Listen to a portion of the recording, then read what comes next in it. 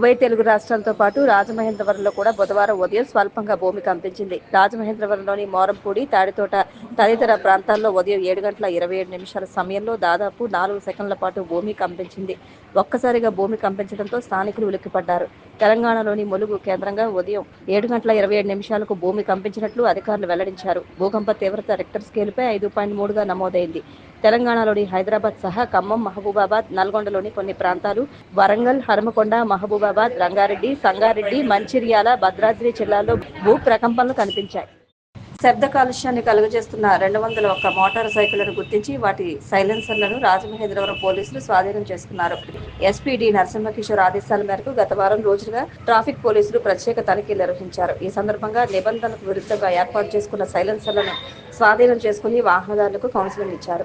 శబ్ద కాలుష్యం చేసే సైలెన్సర్లను అమ్మినా చట్ట ప్రకారం చర్యలు తీసుకుంటామని ఎస్పీ ఆటోమొబైల్ దుకాణాలు, షోరూంల నిర్వాహకులను హెచ్చరించారు. అలాగే ప్రత్యేక తనిఖీల్లో భాగంగా నెంబర్ బోర్డు లేని వాహనాలను గుర్తించి యజమానులకు కౌన్సిలింగ్ ఇచ్చి పంపారు. శబ్ద కాలుష్యం కలిగించే వాహనాలు, నెంబర్ బోర్డు లేని వాహనాలను గుర్తించేందుకు ప్రతిరోజు తనిఖీలు జరుపుతామని ట్రాఫిక్ డీఎస్పీ ఎం. వెంకటేశ్వర్లు వెల్లడించారు.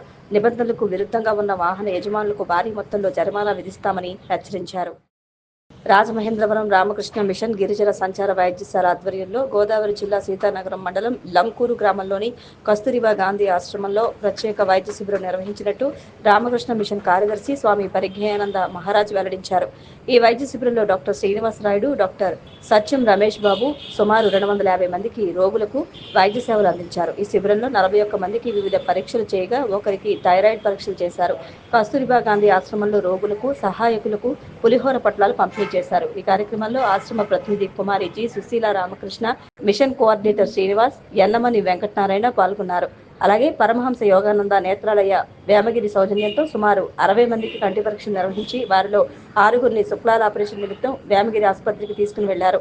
8 మందికి కళ్లజోళ్లు అందజేయాలని నిర్ణయించారు. ఈ శిబిరంలో పరమహంస యోగానంద నేత్రాలయ ప్రోగ్రాం మేనేజర్ నక్కా చంటిబాబు, సిబ్బంది పాల్గొన్నారు.